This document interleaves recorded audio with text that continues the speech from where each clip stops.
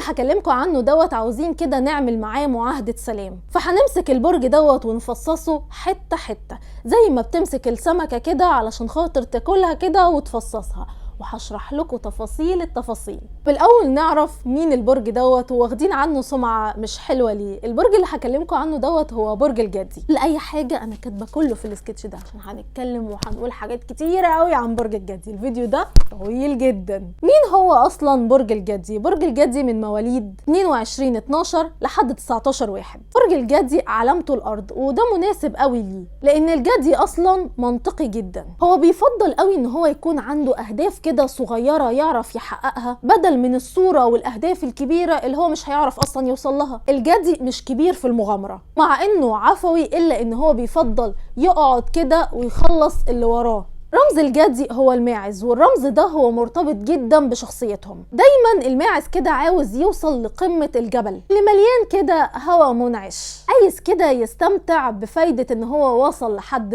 القمة، زي بالظبط برج الجدي. الجدي بقى عنده كتير قوي من الصفات الإيجابية والسلبية، وتصميمه كده بيخليه دايما متألق. هو شبه الطبيعة، وطبعا مش عايزة اقول لكم ان هو بينتقد كتير جدا، ولو حد وقع تحت ايده هو مش هيرحمه ابدا.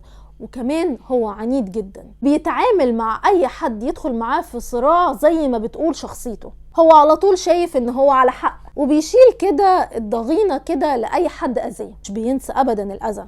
الجدي دايما هتلاقيه مبادر للتغيير. هو دايما بيحب ان هو يتنقل ويدور كده على مشروع اللي جاي عاوز يحققه. الجدي بيحكمه كوكب زحل، كوكب البنية والتأييد والتشاؤم. ده بيفسر هو ليه عنيد وجد ودايما كده بيتوقع الأسوأ. طب ما تيجوا كده، انا مش قلتلكوا هنعمل معاه معاهدة سلام؟ تعالوا كده نشوف بقى الحاجات الحلوة في برج الجدي ايه هي. اول حاجة عازم، هو عنده الصفات كلها اللي هو يشتغل بجد، ودي طبعا علامة الطموح، ومفيد وملتزم، واصراره دايما هيوصله للنتيجة اللي هو عاوزها علشان خاطر هو مش بيستسلم ابدا. تاني حاجة بقى عادي. الجدي تقليدي جدا في شغله او حتى في حياته الشخصيه. هو لما بيجي يلعب كده بيحب ان هو يلعب بامان، بيحس ان هو مرتاح كده اهو. وعلشان خاطر هو صبور جدا وقد المسؤوليه، فالحاجتين دول قوي بقى بيخدموه كويس جدا في حياته. بس هو عارف كويس قوي ان في حاجات بتاخد وقت اطول، وان احسن الاشياء بتيجي للحد اللي بيستنى. رقم 3 العمل الجاد.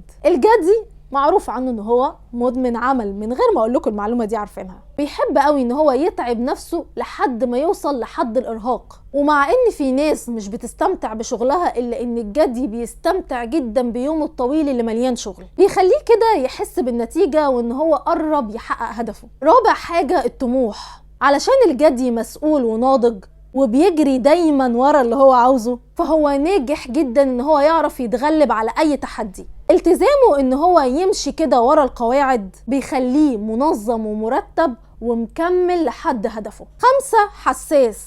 مفاجأة صح؟ علشان خاطر هو مش بيبينها وموجودة في أعماقه بس. الجدي حساس وعلى اتصال بمشاعره. هو ما عندوش أي درجة تسامح لأي شخص حاول إن هو يقلل منه أو حتى يتنمر عليه، وعلشان كده هو شايل ضغينة لأي حد أساء ليه. رقم 6 وفي. الجدي عنده قلب ضخم ولطيف كده ومخلص للي بس بيهتم بأمره. هو دايما عنده استعداد إن هو يساعد الآخرين علشان خاطر هو لطيف.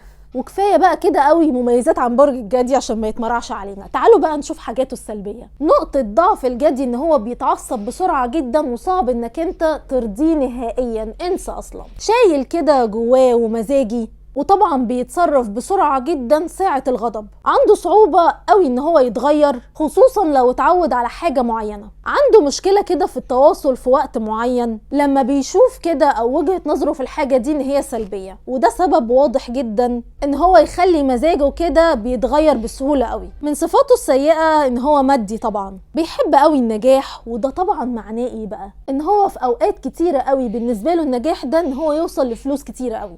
هو ممكن يكون مادي، بس ده بسبب احساسه ان هو يستحق ده، علشان خاطر دي مكافأة على عمله الشاق. الجدي متشائم طبعا، لما بيغمض عينيه كده ده معناه ان هو بيفكر في حاجة، وده اللي بيوقعه في دايرة كده السلبية، بيخليه يحط دايما الأسوأ في اي موقف. الجدي عنيد جدا وعنده معايير عالية قوي، وبالنسبة له يا الطريق ده يا الطريق الأسرع، وده بيخلي صعب قوي ان الآخرين يعرفوا يتأقلموا معاه. الجدي جاد جدا وميال ان هو يكون مسؤول، فمخليه متقوقع كده في شخصية ان هو يبقى جاد على طول. عنده احساس قوي جدا بالمسؤولية عن الاخرين، بس طبيعته الجادة الزايدة عن اللزوم دي ممكن توصله ان هو يبقى شخص جامد كده ومنعزل، وده بيخليه يبان ان هو شخص مش عاوز حد حواليه. الجدي محبط، مع ان هو مخبي مشاعره عن الاخرين، الا ان هو ميال للحزن والاكتئاب، وللسبب ده هو بيبقى بنفسه قوي ان هو يخلي اشخاص حواليه تخليه كده مبسوط. من صفاته السيئة قوي واللي متعبة جدا ان هو مش بيرحم. لما يقرر ان الشخص اللي قدامه ده ما عندوش اي طموح او اهداف ولا حتى مجتهد او بيسعى، ساعتها الجدي مش هيرحمه ابدا، وهيعتبر الشخص دوت نكرة حتى لو حاول الشخص ده يتغير للاحسن. الجدي كمان مثير للشك، هو اصلا طبيعته كده، خصوصا كده لو لقى حاجة سهلة كده وخلاص. هو بيكره قوي ان الحاجة ماشية كده تمام وخلاص، دايما مستني المصيبة، علشان خاطر هو تفكيره زايد قوي، بيفكر كتير جدا وبيثق لما بس تديله سبب ان هو يبطل يفكر. طبعا انتوا كلكم فاكرين ان الفيديو كده خلاص، استنوا الفيديو لسه طويل قوي، مش هتركوا الفيديو كبير، احنا هنفصصه حته حته حته حته علشان خاطر تعرف بقى تتعامل مع شخصيه الجدي. هقول لك كده شويه نصايح لشخصيته. اول حاجه، خليك مستمع جيد جدا علشان خاطر تكسب ثقته. الجدي دايما هتلاقيه كده قافل الباب قدام اي حد جديد، ومش ممكن ابدا يقول اي معلومه ولا حتى صغنطوطه عن نفسه غير لما يرتاح لك اصلا هتلاقيه يتكلم. فخليك عارف كويس قوي ان هو لو ابتدى يقول اي حاجة عن نفسه فهو ابتدى ان هو يثق فيك.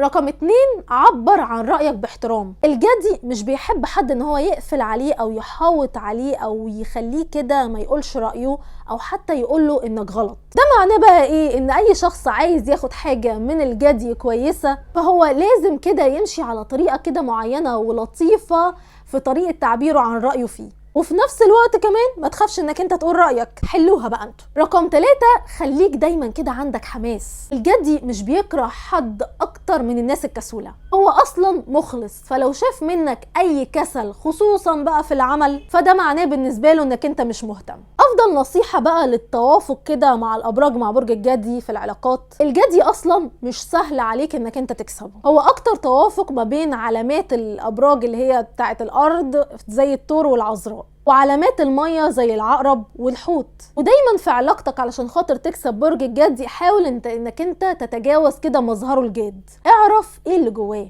طب ايه بقى العلامات او الابراج اللي هو مش بيتوافق معاها الجدي؟ الجدي مش بيمشي ابدا مع الدلو، ولا حتى القوس، ولا حتى الجوزاء. طبعا الجدي لازم على طول عنده خطة، والدلو الغالب اكتر ايجابيه، وده طبعا محبط جدا بالنسبه للجدي. وبسبب كده وجهات النظر المختلفه ما بين الاتنين هما بيتعبوا جدا بسهوله مع بعض. القوس والجدي بقى مختلفين خالص عن بعض. الجدي عنده اصرار وعنيد، والقوس عنده حماس شديد، وعلشان خاطر هما عندهم كده طريقين مختلفين في الحياه فهم دايما بيشوفوا كده الاشياء مختلفه. الجدي بقى مع الجوزاء بيبان كده كأن الجدي هو باباه كده او مامته، مسؤول عنه يعني، علشان الجوزاء دايما كده عنده حته ان هو طفولي شويه، وده بيوصلهم لعلاقه كده مش متوازنه مع بعض. طب الجدي يتجوز مين بقى؟ ودي اخر حاجه في الفيديو هقولها علشان طبعا عارفه انكم انتوا زهقتوا من الفيديو الطويل ده. افضل زوج للجدي هو الجدي زيه. هما بس مش بيتعاملوا بنفس الطريقه في الحياه، دول كمان متفقين ان هما يتعاملوا ازاي في المواقف،